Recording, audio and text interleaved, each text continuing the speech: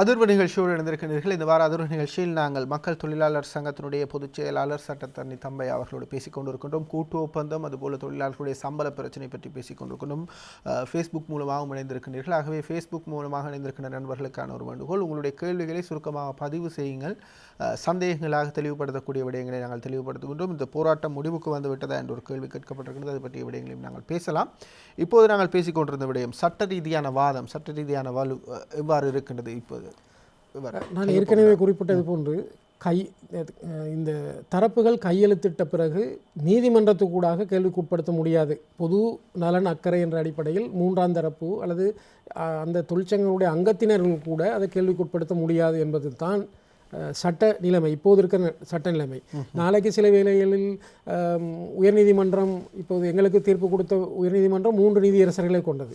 சில நேரங்கள் வேறொரு வழக்கில் 5 நீதியரசர்களை கொண்ட அல்லதுக்கு மேற்பட்ட ஒரு நிறைகுலமாக வந்து அது மாற்றப்படுமாக இருந்தால், அல்லது இதே மாதிரி ஒரு 3 நீதிபதிகளை கொண்ட உயர்நீதிமன்றத்தால் தான் மாற்ற முடியும். அப்போ மாறினால் அது நிலைமை வேறு. அதுவரையும் இப்போது எங்களது வழக்கிலேயே கொடுக்கப்பட்டிருந்த தீர்ப்பு தான் எங்களுக்கு மட்டுமல்ல, பெருந்தோட்டத்துறைக்கு மட்டுமல்ல, இலங்கையில் உள்ள சகல கூட்டு ஒப்பந்தத்தில் ஈடுபடுகின்ற சகல துறைக்கும் அது பொருந்தும். இப்போ இந்த வழக்கு தீர்ப்பு வந்ததுக்கு பிறகு இலங்கை மின்சார சபையை சேர்ந்த ஊழியர்கள் எங்களுடன் தொடர்பு கொண்டு கேட்டார்கள். நாங்களும் எதிர்பார்த்து கொண்டிருந்தோம். ஆனால் இதுக்கு பிறகு நாங்கள் என்ன செய்வதென்ற சட்ட ரீதியாக கதவுகள் மூடப்பட்டுள்ளன. இப்போ பிரதி அமைச்சர், ராஜாங்க அமைச்சர் சொன்னது போன்று கதவுகள் நிறைய திறந்திருக்குன்னு சொன்னார். நான் நினைக்கிறேன் எல்லா கதவுகளும் மூடப்பட்டு விட்டது அவை சட்ட ரீதியாக. ஆனால் ராமநாதன் அவர்களை பொறுத்தவரையில் இது ஒரு கேள்வியாக எழுப்ப முடியும். அவராக விலகி கொள்ளாமல் அவரை தூக்கி வீச முடியுமா? ஆகவே இந்த இது உடன்பட முடியுமா என்ற ஒரு பிரச்சனை இருக்கிறது. ஆனால் அதே நேரத்தில் இன்னொரு சிக்கலும் இருக்கிறது. என்னவென்றால், இந்த நாங்கள் சொல்லுவோமே 3 தொழிற்சங்கங்கள் இருக்கின்றன. நாங்கள் சொல்கிறோம், அந்த நீங்கள் 1 மாத அறிவித்தலை கொடுத்து வெளியேறுங்கள் என்று. இந்த 1 மாத அறிவித்தல் கொடுக்கின்ற போது ஒரு தொழிற்சங்கம் மட்டும் வெளியேறி மற்ற 2 தொழிற்சங்கங்களும் இருக்குமாக இருந்தால், இல்லாது 2 வெளியேறி 1 இருக்குமாக இருந்தாலும் கூட்டு ஒப்பந்தம் சட்ட ரீதியாக செல்லுபடியற்றதாக ஆகாது. அப்போது அவர்கள் சொல்லுவார்கள், நீங்கள் விலகி கொண்ட உங்களது யூனியன் அங்கத்தினர்களுக்கு அது செல்லுபடியாகாது, விலகாமல் இருக்கிறவருக்கு செல்லுபடி. அப்போ நாங்கள் இப்போது எடுக்க வேண்டியது என்னவென்றால், கையெழுத்திட்ட இந்த 2 பேருக்குத்தான், 2 பேருடைய அங்கத்தினர்களுக்குத்தான் இந்த இது கூட்டு ஒப்பந்தம் செல்லுபடியாகும். கையெழுத்திடாத ராமநாதன் அவர்களுடைய அந்த கூட்டமைப்புக்கும் எங்களை போன்ற தொழிற்சங்கங்கள் உள்ள தொழிலாளர்களுக்கும் இது செல்லுபடி ஆகாது என்ற ஒரு வாதத்தை முன்வைக்கலாம். அப்படி முன்வைத்தால் தீர்வு எங்கே வரும் என்றால், எங்களுக்கு என்ன பொறிமுறை, எங்களுடைய சம்பளம் எங்கே தீர்மானிக்கப்படும் என்ற ஒரு பிரச்சனை வருகிறது. உங்களுக்கு தெரிஞ்ச விடயம்தான், இந்த கூட்டு ஒப்பந்தம் கைச்சாத்திட்ட பிறகு தொழில் அமைச்சர் ஒரு வர்த்தமானி அறிவித்தல் ஒன்று போடுவார். தொழிலாளருக்கு புறம்பாக அவர் சொல்வார், இத்தனாம் தேதி கைச்சாத்திடப்பட்ட கூட்டு ஒப்பந்தம் இந்த ஒப்பந்தத்தில் சம்பந்தப்படாத ஜனவசம பிளான்டேஷன் கோஆபரேஷன் போன்ற தோட்டங்களுக்கும் இதில் அங்கத்துவம், இந்த தொழிற்சங்கங்களில் அங்கத்துவம் வைக்காத ஏனைய தொழிலாளர்களுக்கும் இதை கட்டுப்படுத்தும். அந்த அறிவித்தல் வந்த பிறகுதான் இந்த கூட்டு ஒப்பந்தத்திலே கைச்சாத்திடுகின்ற தொழிற்சங்கங்களுக்கு அப்பால் இருக்கிற அங்கத்தினர்களுக்கும் இது செல்லுபடியாகும். அவை இந்த இடத்தில் நாங்கள் இந்த ராமநாதன் அவர்கள் அல்லது ஏனைய தொழிற்சங்கங்களை சேர்ந்த நாங்கள் தொழில் அமைச்சருக்கு சொல்லலாம், எங்களை கட்டுப்படுத்துவதாக இந்த கூட்டு ஒப்பந்தத்தை நீங்கள் எக்ஸ்டெண்ட் பண்ணாதீர்கள், அதாவது எங்களுக்கும் அது ஏற்புடையது என்ற ஒரு வர்த்தமானி அறிவித்தலை நீங்கள் போடாதீர்கள். போடாமல் விட்டால் எங்களது அங்கத்தினர்களுக்கு அது செல்லுபடி ஆகாது. ஆனால் ஒரு பிரச்சனை பிறகு வரும், எங்களது அங்கத்தினர்கள் எந்த சம்பளத்தை பெறுவார்கள் என்ற ஒரு பிரச்சனை வரும். அப்படி பார்த்தால் எங்களது சில வேளை கடந்த கூட்டு ஒப்பந்தம் தான் செல்லுபடியாக இருக்கும். செல்லுபடியாக இருந்தால் அதன்படியும் 730 ரூபா தானே. ஆகவே ஆனால் ஒரு சிக்கலை ஏற்படுத்த முடியும் என்று தான் நான் நினைக்கிறேன். தீர்வு ஒன்று இல்லை, இது ஒரு சிக்கலை ஏற்படுத்த முடியும். நாங்கள் தொழில் அமைச்சரிடம் சொல்லலாம், இந்த கூட்டு ஒப்பந்தம் 2 தொழிற்சங்கங்களுடைய அங்கத்தினர்களுக்கு மட்டும்தான், எங்களது அங்கத்தினருக்கு செல்லுபடியாகாது. அப்படி ஒரு அறிவித்தலை நீங்கள் போடாதீர்கள். அப்படி ஒரு அறிவித்தலை போட்டால் நாங்கள் அதை கேள்விக்குட்படுத்தலாம். அதை கேள்விக்குட்படுத்துவதற்கு ராமநாதன் அவர்கள் தலைமை தாங்க வேண்டும். ஏனெனில் அவர் ஒரு தரப்பாக இருந்து வெளியே வந்திருக்கார். தலைமை என்று நான் சொல்வது, அவர் ஒரு முக்கியமான தரப்பாக போக வேண்டும். அப்படி போனால் சட்ட ரீதியாக இதை நாங்கள் கைகோர்க்க முடியும். ஆனால் இதற்கு அப்பால் நாங்கள் விடுத்து வந்த கோரிக்கை தான் என்னவென்றால், இந்த கைச்சத்திட போகின்ற போது தகவல் வந்தவுடன் நாங்கள் எல்லோருக்கும் கோரிக்கை விடுத்திருந்தோம். நாங்கள் என்று சொல்வது எங்களை தொழிற்சங்கம் மட்டுமல்ல, மக்கள் சார்பாக இருக்கின்ற அனைவரும் இதை கைச்சாத்திட விடாமல் தடுத்தால் இதில் நாங்கள் ஏதாவது செய்திருக்கலாம் என்று. ஆனால் அந்த நேரத்தில் தான் ஆறுமுகந்தொண்டன் அவர்கள் சொல்கிறார், நாங்கள் இவ்வளவு தான் பெற்றுக் கொடுக்க முடியும், இதற்கு மேலாக யாரும் பெற்றுக் கொடுக்க முடியுமா இருந்தால் நாங்கள் ஒத்துழைப்பு வழங்க தயார் என்று. அப்போது நாங்கள் சொல்லியிருந்தோம், அப்படி என்றால் நீங்கள் விலகிக் கொள்ளுங்கள், இதிலிருந்து விலகினால் வேறு ஆட்கள் அந்த இடத்திலே வந்து அதை முன்னெடுப்பார்கள், அதற்கு ஒத்துழைப்பு வழங்கல். ஆனால் இவர் அப்போதும் சொல்லிவிட்டு கையெழுத்திட்ட பிறகும் வந்து சொல்கிறார், இதுக்கு மேல் பெற்றுக் கொடுக்க வேண்டும் என்றால் பெற்றுக் கொடுங்கள். ஆனால் இவர் கையெழுத்து விட்டுட்டு வந்துட்டார். கையெழுத்திடாமல் இவர் இருந்திருக்கலாம், இந்த 2 தொழிற்சங்கங்களும் சொல்லியிருக்கலாம், மக்களை மதிப்பவராக இருந்தால் சொல்லியிருக்கலாம், இன்று போராடுகிறார்கள், எங்களது தொழிற்சங்கத்தை சேர்ந்தவர்கள் கூட ஏற்றுக்கொள்ளவில்லை என்பது அவர்களுக்கு தெரியும், எங்களது தங்களது தொழிற்சங்கங்கள். ஏன்னா எனக்கு பல பேர் அவருடைய மாவட்ட தலைவர்கள், நான் பெயர்களை குறிப்பிட முடியாது, என்னுடன் தொடர்பு கொண்டு சொன்னார்கள், இதை நாங்கள் ஏற்றுக்கொள்ள மாட்டோம். அப்போ நாங்கள் அந்த தொழிற்சங்க தலைவர்களிடம் போய் கதைங்கள் என்று. ஆனால் அவர்கள் சொல்கிறார், எங்களது தலைவருடன் எங்களுக்கு கதைக்க முடியாது.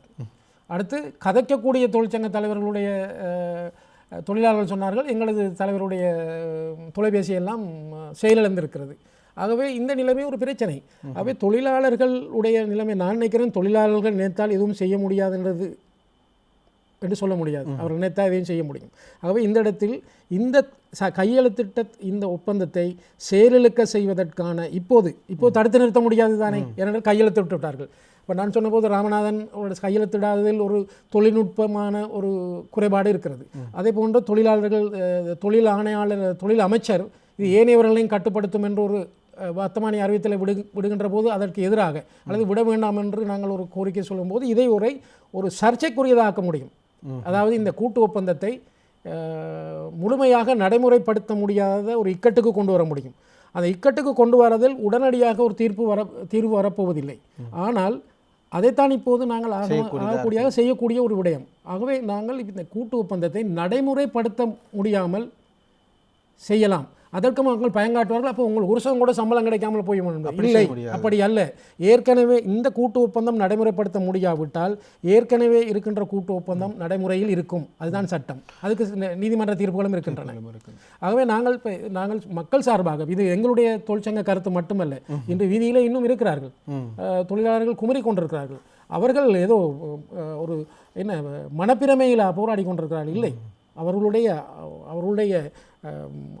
ஒரு ஆத்மார்த்தமான பிரச்சனை, இது அவருடைய வாழ்க்கை சம்பந்தமான பிரச்சனை. அடுத்து கௌரவ பிரச்சனை, அவர்களுக்கு கேட்ட சம்பளத்தை கொடுக்கவில்லை. அது இல்லாமல் இபிஎஃப்ஐயும் அவர்களுடைய சம்பளம் என்று சொல்கிறார்கள். அவ்வாறான தலைவர்கள் எங்களுக்கு எதிராக இவ்வாறு செய்துவிட்டார்கள் என்ற நிலைமையிலே அவர்கள் மன வேதனையுடன் ஒரு ஆதங்கத்துடன் இருக்கின்ற நிலைமையிலே அவர்களை நாங்களும் பேசாமல் இருந்து விட முடியாது. மக்கள் சிறப்பாக குரல் எழுப்புகின்ற இளைஞர்களாக இருக்கலாம், அது முகநூல் நண்பர்களாக இருக்கலாம், யாராக இருந்தாலும் சரி, இன்று உண்ணாவிரதம் இருக்கிறவர்கள், சத்தியாகிரக குரல்கள் எல்லோருமே கூட அவர்கள் சார்பாக நாங்கள் குரல் எழுப்ப வேண்டுமாக இருந்தால் இந்த ஒப்பந்தத்தை நடைமுறைப்படுத்த விடாமல் என்னென்ன வழிவகைகள் செய்ய முடியுமோ அதை நாங்கள் ஆராய்ந்து செய்ய வேண்டும். அதற்கு இப்போது நாங்கள் ஒரு சூத்திரம் கொடுக்க முடியாது, என்னென்ன செய்யுங்கள் என்று. இவ்வளவு தூரம் வந்த போராட்டங்கள் கூட ஒரு மத்தியப்படுத்தப்பட்ட அல்லது ஒரு மத்திய ஒரு நிறுவனத்தால் இயக்கப்படவில்லை, ஆபரேட் பண்ணப்படவில்லை. அவை எழுந்தமானமாகத்தான் நடந்தது. இப்போது போய் எல்லா போராட்டத்தையும் ஒரு அமைப்பு அல்லது ஒரு தொழிற்சங்கம் நெறிப்படுத்த முடியாது. ஆகவே அந்தந்த இடங்களில் இருந்து கொண்டு இவர்கள் அதை நோக்கி போக வேண்டும். ஆகவே அதுடன் நாங்கள் இன்னொரு விஷயத்தை சொல்ல விரும்புவது என்னென்றால், தன்னெழுச்சியாக நடக்கின்ற இந்த போராட்டங்கள் இருக்கின்ற எல்லோரும் விளங்கி கொள்ள வேண்டும். நாங்கள் மன ஆதங்கத்துக்காக செய்கின்ற போராட்டங்கள் எல்லாமே வலிமையானவே அல்ல. சில வேளைகள் இந்த எங்களுடைய கோரிக்கையை கொச்சப்படுத்துவதாகவும் பலவீனப்படுத்துவதாகவும் இருக்கும். அதனால் எல்லா போராட்டங்களில் ஈடுபடுகின்ற சகலருக்கும், மக்கள் சார்பாக இருக்கின்ற சகலரும் நினைக்க வேண்டிய விடயம் என்னவென்றால், திட்டமிட்ட வகையில் சில நடவடிக்கைகளை வல்லிசாக சில விஷயங்களை செய்ய வேண்டும். அவை கலந்துரையாடி ஒரு பொது முடிவுக்கு வந்து செய்ய வேண்டும் என்றதை கேட்டுக்கொள்கின்றோம். அது ஒரு நான் நினைக்கிறேன் மக்கள் சார்பாக இருக்க சகலரும் சிந்திக்க வேண்டிய விடயம். அதற்கு அப்பால் இந்த சில பேர் இந்த தொழிற்சங்க இயக்கத்துக்கு எதிராகவே இந்த இடத்தில் நிறைய கருத்துக்களை முன்வைக்கிறார்கள். நான் நினைக்கிறேன் தொழிலாளர்களுடைய பிரச்சனையை வென்றெடுப்பதற்கு தொழிற்சங்கத்தை தவிர வேலை நிறுவனம் இருக்க முடியாது. ஏனென்றால் மலையக வரலாற்றை நீங்கள் பார்ப்பீர்கள் என்றால் 1977ஆம் ஆண்டு வரையும் மலையகத்திலே பாராளுமன்ற உறுப்பினர்கள் இருக்கவில்லை, தெரிவு செய்யப்பட்ட உறுப்பினர்கள். 47க்கு பிறகு, அது பிரியாவுரிமை பறிக்கப்பட்ட அந்த 7 பேர் இருந்ததுக்கு பிறகு தெரிவு செய்யப்பட்ட உறுப்பினர்கள் இருக்கவில்லை. ஆனால் தெரிவு செய்யப்பட்ட உறுப்பினர்கள் வந்ததுக்கு பிறகு இற்றை வரை நாங்கள் அதிலே மட்டும் கவனத்தை குவித்ததன் காரணமாக எங்கள் தொழிற்சங்க இயக்கங்கள் பலவீனமடைந்து இன்றைக்கு தொழிற்சங்கங்கள் இயங்க முடியாத நிலைமைக்கு வந்ததும் இந்த கூட்டு ஒப்பந்தம் இப்படி இவ்வாறான தோல்வி அடைவதற்கு ஒரு காரணம். அவை தொழிற்சங்க இயக்கத்தை இல்லாமலாக்கி தொழிற்சங்க இயக்கத்தை பலவீனமாக்கி இதில் ஏதோ வெற்றி காணலாம் என்று யாராவது ஒரு தனிப்பட்ட கருத்துக்களை வைப்பது பிழையானது. உலகம் எங்குமே தொழிலாளருடைய உரிமைக்காக தொழிற்சங்கங்கள் இல்லாமல் ஒன்றும் செய்ய முடியாது.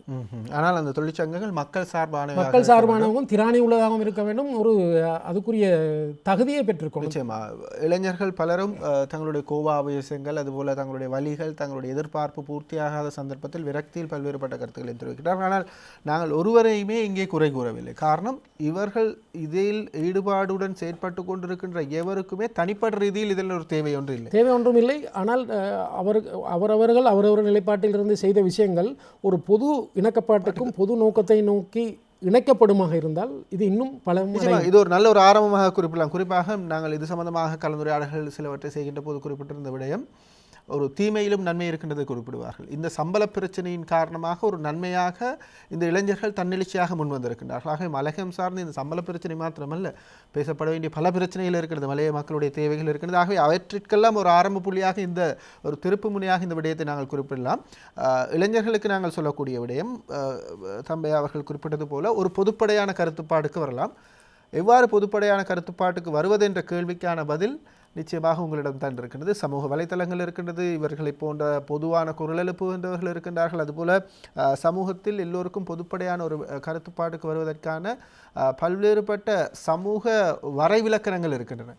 அவற்றை பின்பற்றுகின்ற போது நிச்சயமாக பொதுப்படையான கருத்துப்பாடுக்கு வரலாம். ஆகவே எங்களுடைய கோபம், எங்களுடைய அழுத்தம், எங்களுடைய வலி, எங்களுடைய எதிர்பார்ப்பு அனைத்தும் ஆரோக்கியமான திசையில் செலுத்தப்பட வேண்டும். அந்த கோபத்தை கூட ஆரோக்கியமான திசையில் செலுத்தப்படுகின்ற போது மாத்திரமே மக்கள் சார்பான மக்களுக்கு நன்மை பயக்கக்கூடிய ஒரு பயணத்தை நாங்கள் கொண்டு செல்லலாம் என்ற விடயத்தை ஞாபகப்படுத்திக் கொண்டு கேள்விகளின் இடையில் நாங்கள் இன்னொரு விடயத்தையும் வருகின்ற முதல் பேசிய விடயம்தான் சிலர் தவறான ஒரு விடயத்தையும் பரப்புகின்றார்கள். குறிப்பாக அண்மையில் ஒரு சிங்கள ஊடகம் ஒன்றில் பேசிய மிகப்பெரிய தொழிலதிபர் குறிப்பிட்டிருந்தார், தொழிலாளர்கள் நினைத்தால் 1000 ரூபாய்க்கு மேலேயும் உழைக்கலாம், அவர்களுக்கு அந்த மேலதிகமாக பறிக்கின்ற கொழுந்துக்கு ஒரு பணம் வழங்கப்படுகின்றது, இவர்கள் உணர்ந்து வேலை செய்கின்றார்கள் இல்லை, அப்படியான குற்றச்சாட்டுகளை இது சம்பந்தமான ஆர்வத்தை கொண்டு வருகின்ற மக்கள் மத்தியில் பரப்புகின்றதன் மூலமாக தொழிலாளர்களுடைய உண்மையான கஷ்டப்பட்டு வேலை செய்கின்ற அந்த தொழிலாளர்களுடைய அந்த உழைப்பை கொச்சைப்படுத்துகின்ற சில கருத்துக்களும் இருக்கின்றது. ஆகவே இது ஒரு கேள்வியாகவும் கேட்கப்பட்டிருக்கிறது. மேலதிகமாக பறிக்கப்படுகின்ற கொழுந்து சம்பந்தமான விடயம் இந்த ஒப்பந்தத்தில் குறிப்பிடப்பட்டிருக்கிறது. அவற்றுக்கான கொடுப்பனைகள் எவ்வாறு வழங்கப்படுகின்றது, இவர்களுக்கான அந்த டார்கெட்ஸ், இவர்களுக்கு எவ்வளவு கொழுந்து பறிக்க வேண்டும், அதற்கு மேலதிகமாக பறிக்கின்ற போது இவ்வாறான கொடுப்பனவுகள் வழங்கப்படுகின்றதா? இந்த கூட்டு ஒப்பந்தத்துடைய பிரதி துரதிர்ஷ்டவசமாக இன்னும் எங்களது கைகளுக்கு கிடைக்கவில்லை. ஆகவே இந்த விடயம் மட்டுமில்லை, இன்னும் என்னென்ன சூக்குமான விஷயங்கள் கையெழுத்திடப்பட்டிருக்கின்றன என்பது தெரியவில்லை. அதிகமாக கூட்டு ஒப்பந்தம் வெளிப்படைத்தன்மையை கொண்டிருக்க வேண்டும். நாங்களும் ஆரம்பத்திலிருந்து அதுதான் சொன்னோம், என்ன கையெழுத்திட போகின்றீர்கள் என்றதை காட்ட வேண்டும் என்று. ராஜாங்க அமைச்சர் பெருந்தோட்ட கைத்தொழில் ராஜாங்க அமைச்சர் சொல்லியிருந்தார், நான் வீட்டுக்கு போய் ஒவ்வொரு அம்மாவிடமும் காட்டுவேன், இதை ஏற்றுக்கொள்கிறீங்களா என்று சொல்லி. ஆனால் இது காட்டப்படவும் இல்லை, அம்மாவிடம் இல்லை, யாரிடமும் காட்டப்படவில்லை. ஆகவே இது அதுக்குள்ளே என்ன இருக்கிறன்றது தெரியாது. ஆகவே தெரியாத கொழுந்து பறிப்புக்கான இதுகள் இருக்கிறதா என்பது பற்றி முன்னைய ஒப்பந்தங்களில் அது இருந்தது தானே.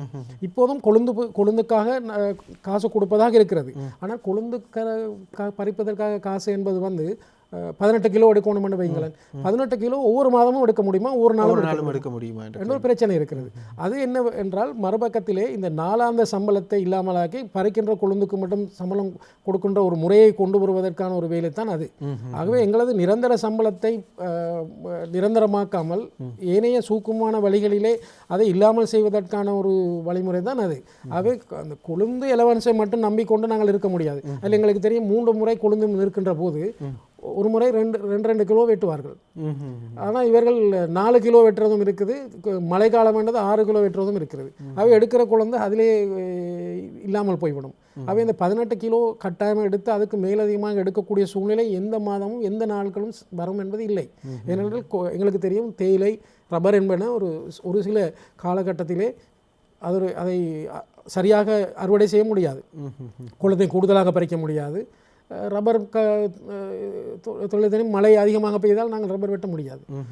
தேயிலை தொழில் ஆகவே அதிகமாக மழை இருந்தாலும் முடியாது, அதிகமாக வெயில் இருந்தாலும் முடியாது.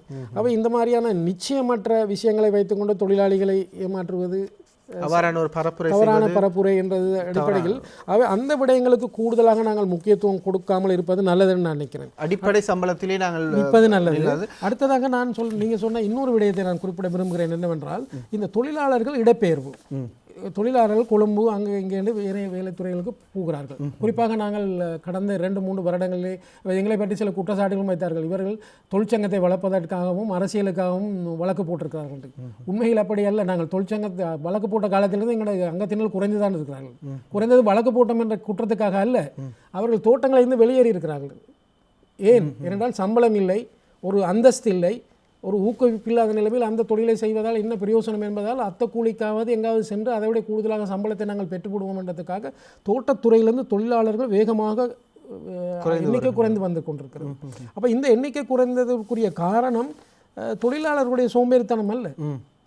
தொழிலாளர் அது ஒரு அட்ராக்டிவாக இல்லை என்பது சம்பளம் இல்லை, சமூக அந்தஸ்து இல்லை, அங்கு வசிப்பிட வசதிகள் போன்ற பல குறைபாடுகள் இருக்கின்ற நிலைமையில் இப்போ தொழிலாளர்களை பொறுத்த தோட்ட தொழிலாளர்களை பொறுத்த ரெசிடென்ட் ஒர்க்கர்ஸ் என்று சொல்லுவோம், வதிவிட தொழிலாளர்கள். வதிவிட தொழிலாளர்களுக்கு சர்வதேச தொழில் ஸ்தாபன பட்டயங்களிலே நியாயமான உரிமைகள் இருக்கின்றன. அது எதுவுமே இல்லாத ஒரு தொழிலாளிகள் இந்த கொம்பனிகளுக்காக அவருடைய தலைவிதியை அவரிடம் கொடுத்துவிட்டு தோட்டங்களில் இருக்க வேண்டும் என்று எதிர்பார்க்க முடியாது. இந்த மறுபக்கத்திலே தொழிலாளர்களுடைய எண்ணிக்கையை குறைக்கும் வகையில் தான் இவர்கள் இந்த மாதிரியான பம்மாதுகள் செய்கிறார்கள். குறைந்த தொழிலாளர்களை வைத்துக்கொண்டு கூடுதலான உழைப்பை சுரண்டுவதற்குத்தான் பார்க்கிறார்கள். ஆகவே தொழிலாளர்கள் எண்ணிக்கை குறைவது என்பது சம்பள முறையாக இல்லாமல், அந்தஸ்து சரியாக இல்லாமல், நிபந்தனைகள் தொழில் நிலைமை நிபந்தனைகள் கௌரவமாக இல்லாத நிலைமையில் தொழிலாளர்கள் வெளியேறுகிறார்கள். ஆகவே தொழிலாளர்கள் வெளியேறுவதற்கு காரணம் தொழிலாளர்களுடைய சோம்பேறித்தனம் அல்ல, மறுபக்கத்தில் கொம்பனிகளுடைய சதி. தொழிலாளர்களை அங்கிருந்து வெளியேற்றுவதற்கான சதியாக செய்கின்ற இந்த வேலைகளின் காரணமாகத்தான் தொழிலாளர்கள் வெளியேறுகிறார்கள். ஆகவே தொழிலாளர்களை இதில் குறை கூறுவது அல்லது கொழுந்து குறைவாக எடுக்கிறார்கள், கூடுதலாக எடுத்தால் சம்பாதிக்கலாம் என்று சொல்வதெல்லாம் ஒரு விதமான ஒரு அர்த்தமற்ற வாதங்களாகத்தான். நிச்சயமாக குறிப்பாக பன்னாட்டு கம்பெனிகள், கோர்ப்பரேட் நிறுவனங்களில் வேலை செய்கின்ற சந்தைப்படுத்தல் பிரிவுகளில் வேலை செய்கின்றவர்களுக்கு அவர்களுடைய கமிஷன், அந்த தரகு கூலியை கட்டுப்படுத்துவதற்காக பல்வேறுபட்ட விதிமுறைகளை விதிப்பார்கள். ஆகவே அவ்வாறானவர்களை கூட நாங்கள் கையாண்டு அந்த கமிஷனை எடுப்பதற்கு அல்லது அந்த தரகு பணத்தை எடுப்பதற்கான சாத்தியப்பாடுகள் படித்த அல்லது தலைநகர் போன்ற பிரதேசங்களில் வேலை செய்கின்றவர்களுக்கு மிக கடினமான விடயமாக இருக்கும்.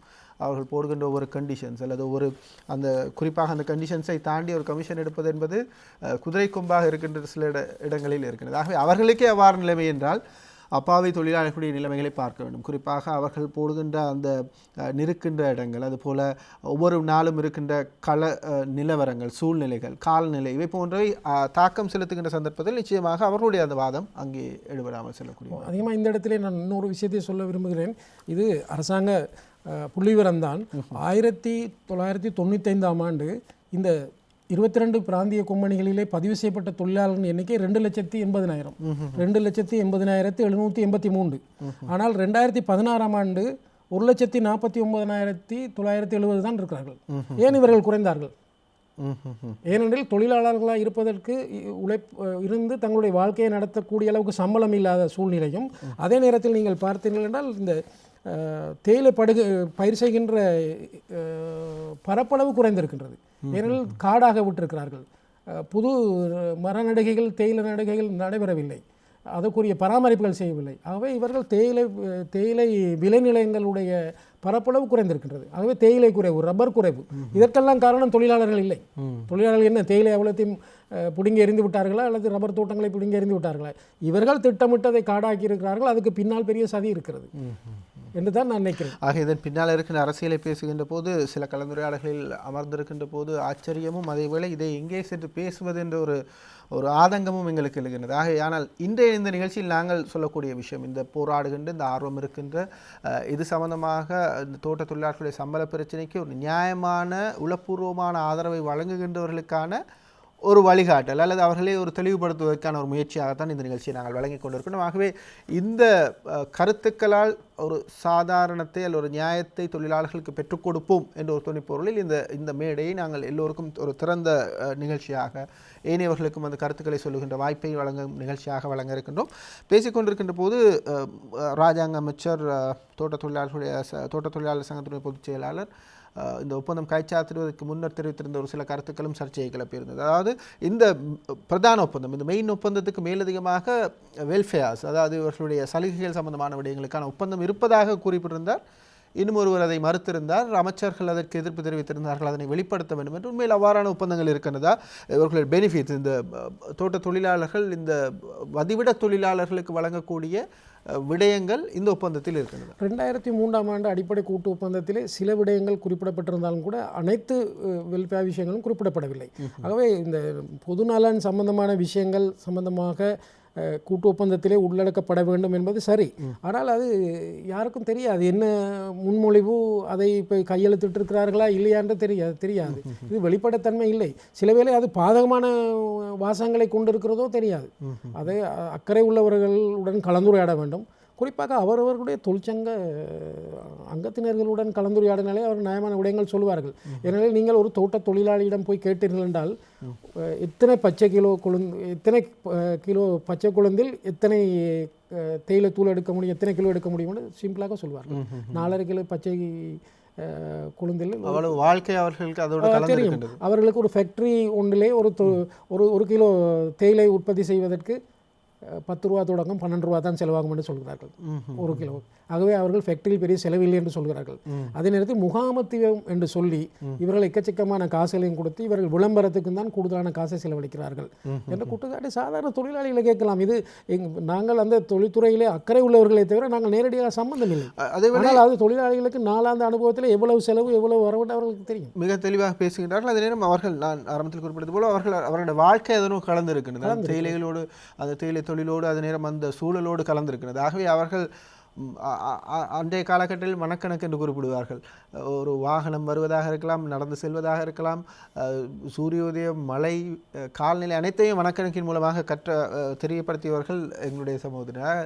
இந்த தேயிலை விலை அல்லது உற்பத்தி செலவு பற்றி அவர்களிடம் பெரிதாக நாங்கள் மறைக்க முடியாது, ஏமாற்றவும் முடியாது. அவர்களுக்கு உலக சந்தையிலே முன்னரெல்லாம் இந்த அரச ஊடகங்களிலே ஒவ்வொரு செய்தியின் பிறகும் இந்த இலங்கையின் தேயிலை சந்தையிலே இன்றைக்கு தேயிலை இவ்வளவு விளைவிடலாம் ஒரு குறிப்பிட்ட காலகட்டம் ஒன்று இருந்தது.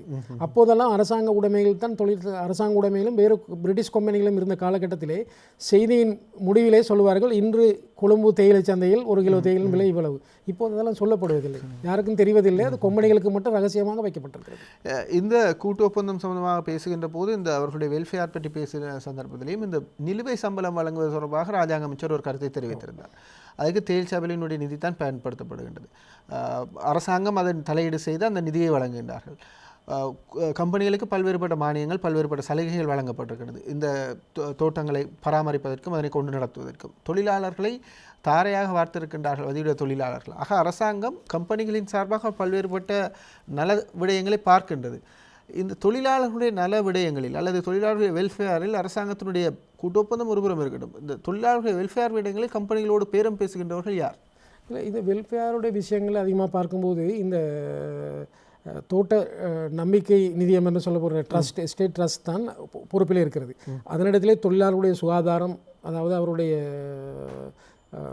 ஆரோக்கியம் சம்பந்தமான விஷயங்கள், அவருடைய வாழிடம் சம்பந்தமான விஷயங்கள் எல்லாம் அதில் இருக்கிறது. ஆனால் அது நடைமுறைக்கு வரவில்லை. அது ஒரு கம்பெனி தானே, அது ஒரு நிறுவனம்.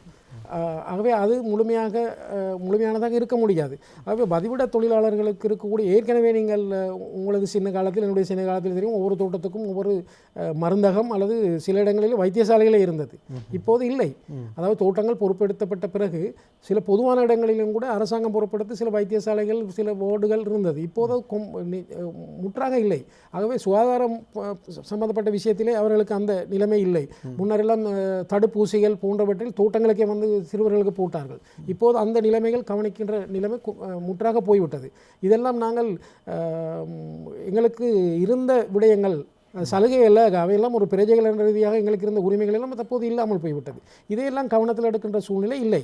ஆனால் இதில் நீங்கள் சொன்ன இந்த விடயத்துக்கு வருகிறேன் என்னவென்றால், இந்த பாக்கி சம்பளம் அல்லது நிலுவை சம்பளம் கொடுப்பதற்கு, 3 மாத நிலுவை சம்பளம் கொடுப்பதற்கு 150 மில்லியன் ரூபாய் தேவை என்று சொல்கிறார்கள். அதில் 100 கொடுக்க போகின்றது அரசாங்க நிறுவனம், அதாவது தேயிலை சபை. தேயிலை சபை ஆரோக்கியம் இருக்கிறது, பெருந்தோட்ட கைத்தொழில் அமைச்சர்கள் இருக்கிறது. அதாவது எங்களது உழைப்பை கொம்பனிகள் வாங்கி கொண்டு எங்களது பாக்கி சம்பளத்தை தர வேண்டும் அரசாங்கம் என்றால் இதில் என்ன நியாயம் இருக்கிறது? பாக்கி சம்பளம் வர வேண்டும், அரசாங்கம் இல்லை யார் கொடுத்தாது பாக்கி சம்பளம் தொழிலாளிகளுக்கு வர வேண்டும், அது எங்கள் போராட்டத்தின் கோரிக்கை முக்கியமான விஷயம் ஒன்று. ஆனால் இதற்கு ஏன் அரசாங்கம் அவ்வளவு இறங்கி போய் அவர்களுக்கு அவ்வளவு மில்லியன் கணக்கான காசை கொடுக்கின்றது என்ற அடிப்படையில் பார்த்தால் பெருந்தோட்ட தொழில்துறையில் அவ்வளவு வருமானம் இருக்கிறது. இல்லாவிட்டால் அவர்கள் கொடுக்க வேண்டிய அவசியம் இல்லை. நட்டப்படுகின்ற ஒன்றுக்கு அவ்வளவு தூக்கி கொடுக்க வேண்டிய அவசியம் இல்லை. அடுத்து பெருந்தோட்ட தொழில்துறைக்காக இன்றைக்கும் உலக வங்கி, ஆசிய அபிவிருத்தி வங்கி போன்றன பணத்தை கடனாக வழங்கி கொண்டிருக்கின்றன. அடுத்து அரசாங்கம் தேயிலை ரப்பர் ஏற்றுமதிக்கான வரிச்சலுகை கொடுத்திருக்கின்றது. மானியங்கள் அடிப்படையில் உரம் போன்ற விடையில் கொடுத்திருக்கின்றது. அவை இவர்களுக்கு இன்னும் என்ன வரிச்சலுகை வேண்டும் என்ற ஒரு பிரச்சனை இருக்கிறது. அதற்கு அப்பால் நாங்கள் இன்னொரு முக்கியமான விடயத்தை கவனிக்கிறோம். அண்மை காலமாக இந்த ரப்பர் பெருந்தோட்டங்களிலே சீன கம்பெனிகள் முதலீடு செய்திருக்கின்றன, பல பங்குகளை வாங்கி இருக்கின்றன. தேயிலையிலும் அவர்கள் வாங்கப் போகிறதாக அறிவிப்புகள் இருக்கின்றன. ஆகவே அப்படி என்றால் சீன கம்பெனிகளுக்கு இன்றைக்கு உலக நிலைமையிலே சீனா என்ற சோசியலிச நாடாக இல்லை, ஆனால் பொருளாதார ரீதியாக முதலாளித்துவ வளர்ச்சியிலே சீனா பொருளாதார ரீதியாக இதையும் கண்மூடித்தனமாக செய்கின்ற ஒரு நாடு அல்ல. அப்படி ஒரு நாடு சிறிய நாடான இலங்கையில் வந்து ரப்பர் தோட்டங்களிலே முதலீடையும் தேயிலை தோட்டங்களில் முதலீடை செய்ய போகின்றன. தேயிலை தோட்டங்களும் ரப்பர் தோட்டங்களும் நட்டத்தில் இயங்க போகின்றன. அதுவும் இல்லை இன்னொரு 10 வருடங்களில் அவை இல்லாமல் போகின்றன இருந்தால் அவைகள் முதலீடு செய்வார்களாம், செய்ய மாட்டார்கள். இயற்கை ரப்பருக்கும் எங்களது இந்த தேயிலைக்கும் தொடர்ந்து தேவை உலகம் முழுக்க இருக்க போகின்றது. தனியொரு மனிதன் வாழும் வரையும் நான் நினைக்கிறேன் தேயிலை போன்ற இயற்கை பானங்கள் சுகாதார ரீதியாக சிபாரிசுக்குரியவை. ஆகவே அது எல்லாம் இல்லாமல் போகும் என்று சொல்லுவதற்கு எந்த இதுவும் இல்லை. ஆகவே இவர்கள் சொல்லுவது போன்று தேயிலை தொழில்துறை இல்லாமல் போய்விடும், நட்டத்தில் இயங்குகின்றது என்றெல்லாம் ஏமாற்றுவதற்காக தொடர்ந்து சொல்லிக் கொண்டிருக்க முடியாது, சாட்டு சொல்லிக் கொண்டிருக்க முடியாது. அமைச்சர் லக்ஷ்மன் கிரியல் அவர்களும் இதனை வலியுறுத்தி தெரிவித்திருந்தார். அந்த கருத்தையும் நாங்கள் பார்க்கக்கூடியதாக இருக்கும். தொடர்ச்சியாக நஷ்டத்தில் தோட்ட கம்பெனிகள் இயங்குவதாக இருந்தால் அரசாங்கத்திடம் ஒப்படைத்துவிட்டு செல்லலாம். இவ்வாறு அரசாங்கத்துக்குள்ளும் கருத்து முரண்பாடுகள் இருக்கிறது. அரசாங்கத்தோடு இணைந்திருக்கின்ற தரப்புகளும் இது சம்பந்தமான விடயங்களை தெரியப்படுத்தி இருக்கின்றன. மாற்று வழி பற்றி நாங்கள் பேச வேண்டிய தேவை இருக்கின்றது. நிகழ்ச்சியின் ஒரு பகுதி நாங்கள் வழிநடத்த வேண்டிய அதே தேவை இருக்கின்றது. இளைஞர்களே அதுபோல இதில் ஆர்வம் உள்ளவர்களே அதே வேளையில் கேள்விக்கு உட்படுத்த வேண்டிய பல விடயங்கள் இருக்கின்றது. அரசாங்கத்துக்கும் அரசாங்கம் சார்ந்து அரசாங்கத்தோடு இயங்குகின்ற தமிழ் தரப்புகளுக்கும் அவர்கள் தெரிவித்திருக்கின்ற கருத்துக்களையும் நாங்கள் பார்க்கலாம். ஒரு சிறிய இடைவேளையை தொடர்ந்து உங்களை சந்திக்கின்றோம்.